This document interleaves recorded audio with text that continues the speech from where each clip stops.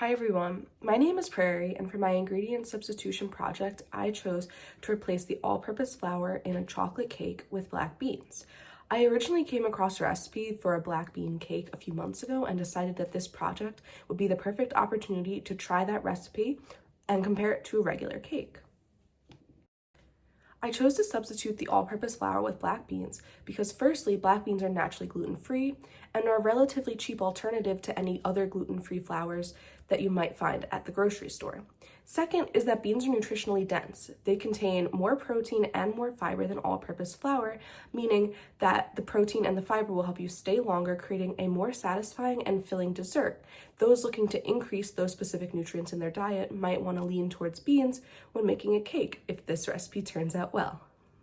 My research question is, how will black beans affect the taste and the texture of cake, specifically chocolate cake, when compared to one made with all-purpose flour? The expected outcome is that the cake will be more moist and dense.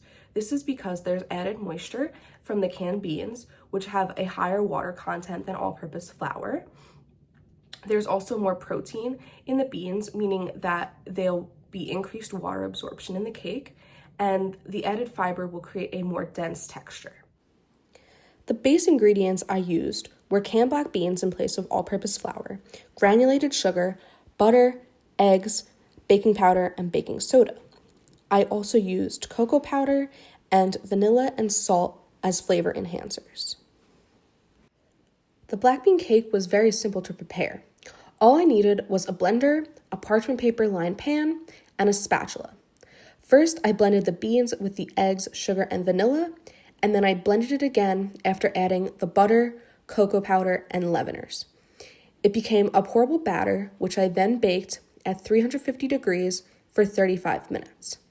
Unlike a regular cake recipe, which would normally call for you to gently fold in the flour to hinder gluten formation, this recipe uses the high speed of a blender to puree the beans and to also add rise to the cake through aeration, along with the leaveners.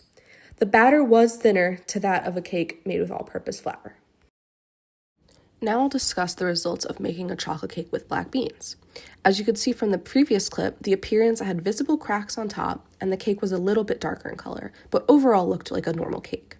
The beans did not end up altering the flavor of the cake. You can see in this clip of me here, I'm trying the bean cake for the first time and thought it was pretty tasty. The texture was definitely different than a regular cake though. It was almost foamy and it was definitely more moist, kind of similar to a flourless chocolate cake, which rely on egg whites for lift and stability. It wasn't as dense as expected, and I think this is because I used the blender. As you can see here in doing a compression test, the cake made with beans, which is the bottom slice, had a close, dense crumb that was likely due to the higher protein content. And the top cake, which was the one made with all-purpose flour, had a nice squish to it and ended up having a very crispy crust. Overall, making this bean cake was even easier than making a regular cake, and it didn't even take longer to bake in the oven. Let's see what my taste tester had to say about the two cakes that he tried. Okay, this is sample A. Please taste.